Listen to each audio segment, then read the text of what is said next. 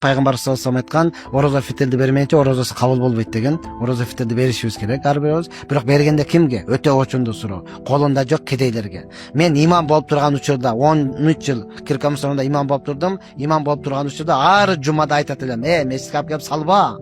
Мечитке алып келип салба, өзүң апарып бер. Мен ансы эле жумушум көп. Мечитке азыр салдың, биринчи нерсе. Мечитке алып келип салдыңбы, бул айыттан кийин ачылат. Ороза фитрди кедейдин акысы айыт намаз окуганга чейин бериш керек.